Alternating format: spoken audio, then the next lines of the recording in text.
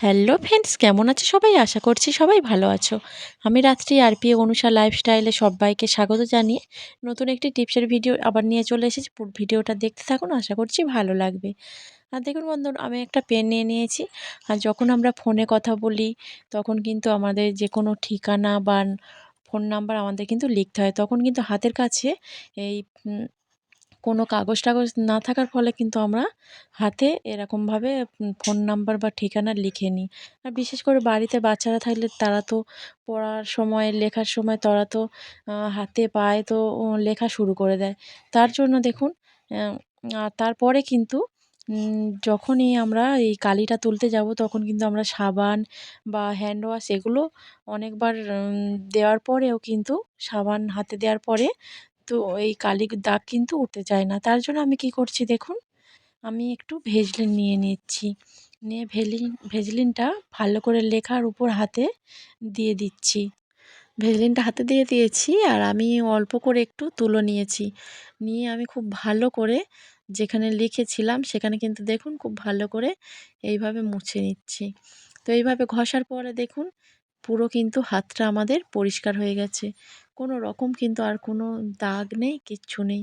আর তুলোটাও খুব একদম নোংরা হয়ে গেছে। যেহেতু কালি উঠেছে তা বাড়িতে অবশ্যই এই টিপসটা অ্যাপ্লাই করবে। আর বন্ধুরা দেখুন, আমরা যখন বাজার থেকে এরকম আটা কিনে আনি আর তখন কিন্তু আমরা না জেনে বুঝেই কিন্তু আমরা এই আটাটা খাওয়া শুরু করে দিই। আর তারপরে কিছু দেখা যায় আর আটার মধ্যে কিন্তু অনেক সময় অনেক কিছু মেশানোও থাকে। আর মেশানোর ফলে কিন্তু আমাদের অনেক দিন ধরে যে আটাটা খেতে, খেতে কিন্তু আমাদের অনেক দিন পর কিন্তু আমরা অসুস্থ হয়ে পড়ি।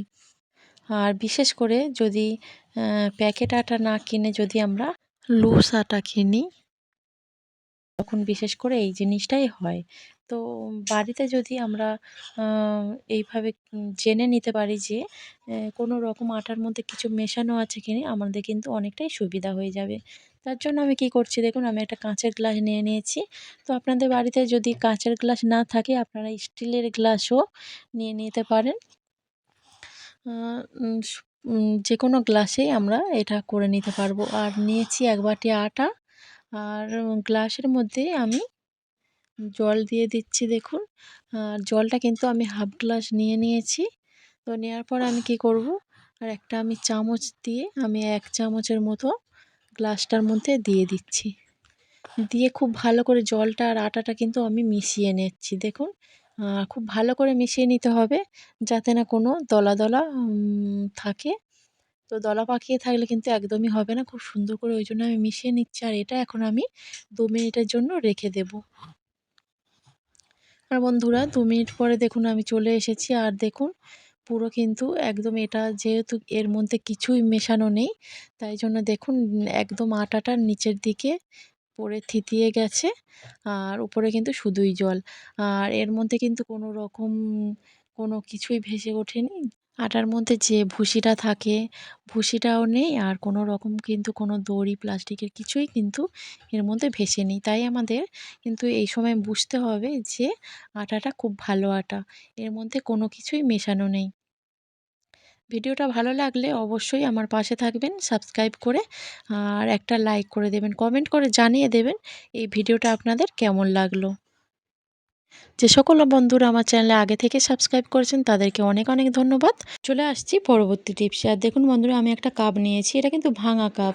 বিশেষ করে বাচ্চারা যাদের বাড়িতে থাকে এরকম কাপ কিন্তু ভেঙে থাকে বা কোনো রকম অম হাত থেকে আমাদের কাপটা পড়ে গিয়ে ভেঙে যায় ডান্ডাটা। এটা কিন্তু আমাদের আর কোনো রকম কাজে লাগে না।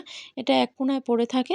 আর এটা নিয়ে আজকে আমি কি করব দেখুন বন্ধুরা, আমি এর মধ্যে দিয়ে দিলাম ১ চামচের মতো, ছোট চামচের ১ চামচ চা পাতা। দিয়ে দিচ্ছি হাফ চামচের মতো খাওয়ার সোডা আর দিয়ে দেব পাউডার। যে কোনো পাউডার হলেই হবে। আমাদের সবার বাড়িতে তো পাউডার থাকে। যে কোনো পাউডার দিলেই হয়ে যাবে। আর দিয়ে আমি কি করছি দেখুন বন্ধুরা, এটা খুব ভালো করে আমি মিশিয়ে নেব। আর মিশ্রণটা খুব ভালো করে মিশিয়ে নিয়েছি। তারপরে আমি কি করছি দেখুন, একটা কাগজ, তো কাগজের ছোট করে কেটে নিয়েছি মাপ করে কাপের। তো নিয়ে আমি একটা রবার ব্যান্ড নিয়ে নিয়েছি। নিয়ে আমি ভালো করে এটা একটু টাইট, টাইট করে বেঁধে দেব।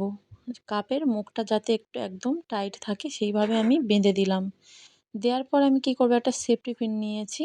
তো এটা দেখুন একদম টাইট টাইট হয়ে আছে। আর মিশ্রণটার যে তীব্র গন্ধটা আছে ওটা বার করার জন্য আমি একটু হালকা দেখুন ছিদ্র ছিদ্র করে দিচ্ছি, যাতে যেই চা পাতা আর পাউডার আর যে খাওয়ার সোডাটা দিলাম ওর যে তীব্র একটা গন্ধ আছে ওটা কিন্তু অনেকটাই আমাদের কাজে লাগবে।